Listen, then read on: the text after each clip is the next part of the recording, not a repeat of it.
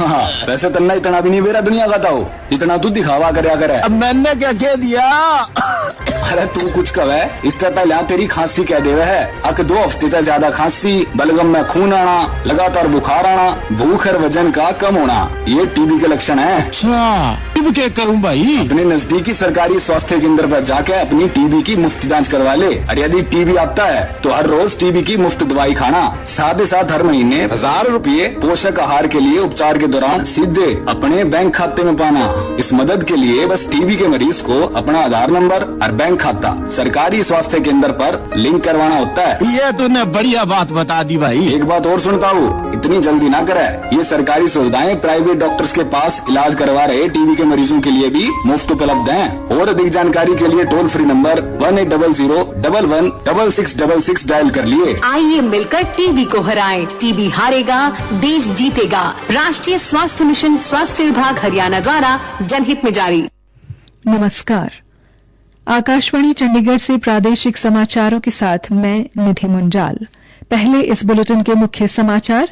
प्रधानमंत्री नरेंद्र मोदी ने हरियाणा के स्थापना दिवस पर कहा है कि समृद्ध व ऐतिहासिक विरासत वाले हरियाणा ने देश के विकास में विशेष योगदान दिया है। मुख्यमंत्री नायब सिंह सैनी ने प्रदेशवासियों को हरियाणा दिवस की शुभकामनाएं दी। श्री सैनी ने हरियाणा वासियों से हरियाणा को नवीन तकनीक व प्रौद्योगिकी से युक्त दुनिया का सर्वाधिक विकसित प्रदेश बनाने की दिशा में योगदान देने की अपील की। हरियाणा के ऊर्जा, परिवहन एवं श्रम मंत्री अनिल विज ने अंबाला में लोकल बस सेवा का शुभारंभ किया और हरियाणा पुलिस की राज्य अपराध शाखा ने फर्जी कंपनियां बनाकर विदेशों में अवैध तरीके से कालाधन बेचने के संगठित अपराध का पर्दाफाश किया। अब समाचार विस्तार से। प्रधानमंत्री नरेंद्र मोदी ने आज कर्नाटक, केरल, छत्तीसगढ़, हरियाणा और मध्य प्रदेश के लोगों को उनके राज्यों के स्थापना दिवस पर बधाई दी है। एक सोशल मीडिया पोस्ट में प्रधानमंत्री ने इन राज्यों को लोगों की प्रसन्नता व सफलता के लिए कामना की है। हरियाणा का उल्लेख करते हुए श्री मोदी ने कहा कि अपनी समृद्ध ऐतिहासिक विरासत वाले हरियाणा ने देश के विकास में उल्लेखनीय योगदान दिया है। मुख्यमंत्री नायब सिंह सैनी ने आज हरियाणा दिवस पर प्रदेशवासियों को शुभकामनाएं दी। उन्होंने दिवाली से जुड़े त्योहारों की बधाई भी दी।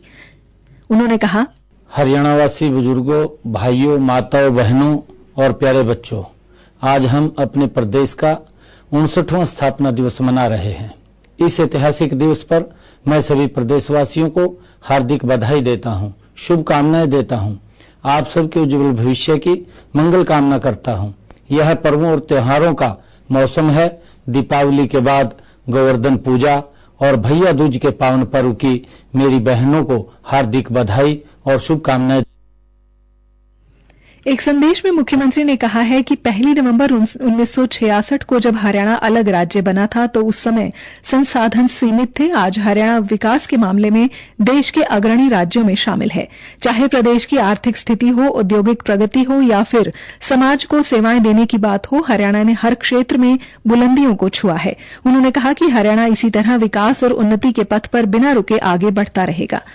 मुख्यमंत्री ने कहा कि प्रधानमंत्री नरेंद्र मोदी की वर्ष 2047 तक भारत को विकसित राष्ट्र बनाने की यात्रा में हरियाणा अपना महत्वपूर्ण योगदान देगा। उन्होंने हरियाणा वासियों से अपील की है कि वे हरियाणा को नवीन तकनीक व प्रौद्योगिकी से युक्त दुनिया का सर्वाधिक विकसित प्रदेश बनाने की दिशा में अपना योगदान दें ताकि प्रदेश और अधिक खुशहाल और समृद्ध बने। हरियाणा के राज्यपाल श्री बंडारू दत्तात्रेय ने गुरुवार को हरियाणा दिवस के अवसर पर हरियाणा की गौरवशाली इतिहास, समृद्ध संस्कृति और उल्लेखनीय उपलब्धियों के लिए हरियाणा के लोगों को हार्दिक शुभकामनाएं दी। अपने संदेश में राज्यपाल श्री दत्तात्रेय ने कृषि, खेल, शिक्षा और औद्योगिक विकास के क्षेत्र में हरियाणा की जबरदस्त प्रगति की सराहना की और इस प्रगति का श्रेय हरियाणा के लोगों की कड़ी मेहनत को दिया। राज्यपाल श्री दत्तात्रेय ने राज्य की प्रगति और विकास के साथ प्रत्येक हरियाणावासी की खुशी, समृद्धि और सफलता की भी कामना की। हरियाणा के ऊर्जा, परिवहन एवं श्रम मंत्री अनिल विज ने आज हरियाणा दिवस पर अंबाला में लोकल बस सेवा का शुभारंभ किया, जिससे अंबाला छावनी और अंबाला शहर के लोगों को सुविधा होगी। विभिन्न रूटों पर 4 मिनी बसों को हरी झंडी दिखाकर रवाना करते समय उन्होंने प्रदेशवासियों को हरियाणा दिवस की शुभकामनाएं भी दी। श्री विज ने कहा कि लोगों से सुझाव मिलने पर बस के रूटों में और सुधार लाया जाएगा। उन्होंने कहा कि लोकल बस सेवा की सफलता के बाद नागरिकों को इलेक्ट्रिक बस सेवा की सुविधा भी मुहैया करवाई जाएगी, जिससे प्रदूषण भी नहीं होगा। इन बसों से अंबाला शहर से बोल बबियाल, लघु सचिवालय, अंबाला छावनी, टांगरी बांध, कलरहेड़ी, तोपखाना, डिफेंस कॉलोनी जाने वाले अंबाला वासियों को लाभ होगा। बस सेवा हर घंटे के बाद मिलेगी और 10 रुपए से लेकर 25 रुपए के किराए में लोग अपना सफर तय कर पाएंगे। कैबिनेट मंत्री ने कहा कि इन रूटों पर विदेशों की तर्ज पर बस स्टैंड व बस शेल्टर भी बनाए जाएंगे। प्रादेशिक समाचार आकाशवाणी चंडीगढ़ से प्रसारित किए जा रहे हैं। भारतीय प्रशासनिक सेवा के 1990 बैच के वरिष्ठ अधिकारी अनुराग रस्तोगी ने आज हरियाणा के नए मुख्य सचिव के तौर पर पदभार ग्रहण किया।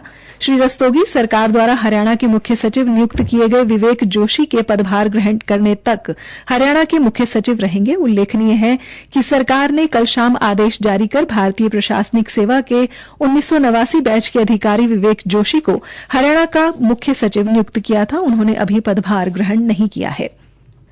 हरियाणा में आज कई जगह गोवर्धन पर्व मनाया गया। पानीपत से हमारे संवाददाता ने बताया है कि जिले के ग्रामीण क्षेत्रों इसराना, बवाना और लाखों में लोगों ने घर के आंगन में गोबर से गोवर्धन पर्वत का चित्र बनाकर दीप जलाकर गोवर्धन पूजा की और भगवान श्री कृष्ण की स्तुति की।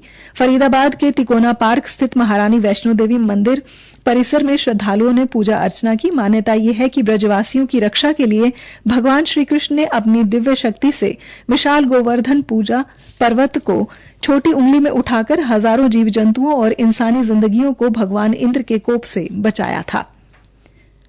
हरियाणा पुलिस की राज्य अपराध शाखा ने फर्जी कंपनियां बनाकर विदेशों में अवैध तरीके से काला धन भेजने के संगठित अपराध का पर्दाफाश किया है। इस मामले में अब तक 7 आरोपियों की गिरफ्तारी की जा चुकी है, जबकि 5 अन्य आरोपियों के खिलाफ पूर्ण साक्ष्यों के साथ न्यायालय में आरोप पत्र दाखिल किया गया है। पुलिस प्रवक्ता ने बताया कि जांच में पाया गया कि आरोपियों द्वारा लगभग 700 करोड़ रुपए अवैध तरीके से विदेशी कंपनियों के खातों में भेजे गए हैं। उन्होंने बताया कि 3 आरोपी दिल्ली के रहने वाले हैं, जबकि अन्य देहरादून, झज्जर, सोनीपत तथा फरीदाबाद से हैं। जांच के दौरान आरोपियों से बड़े स्तर पर कंपनियों के फर्जी दस्तावेज, करीब 26 मोबाइल फोन, लैपटॉप, कंपनियों की मोहरें इत्यादि बरामद किए गए हैं। गिरफ्तार किए गए आरोपियों में से एक आरोपी के खिलाफ इस प्रकरण के अलावा हत्या, गंभीर चोट इत्यादि के मुकदमे भी दर्ज हैं।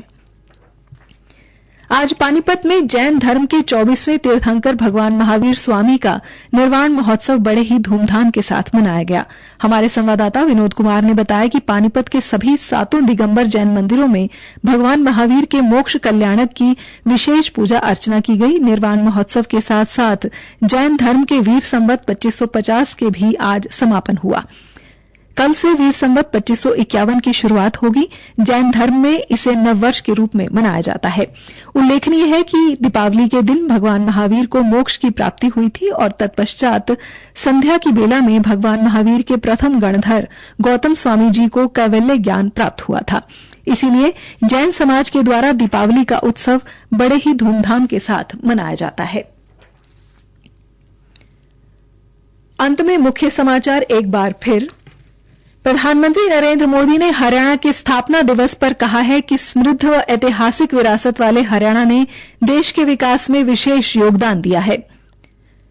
मुख्यमंत्री नायब सिंह सैनी ने प्रदेशवासियों को हरियाणा दिवस की शुभकामनाएं दी।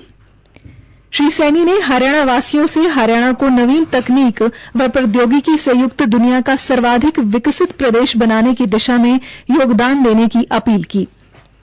हरियाणा के ऊर्जा, परिवहन एवं श्रम मंत्री अनिल विज ने अंबाला में लोकल बस सेवा का शुभारंभ किया और हरियाणा पुलिस की राज्य अपराध शाखा ने फर्जी कंपनियां बनाकर विदेशों में अवैध तरीके से कालाधन भेजने के संगठित अपराध का पर्दाफाश किया।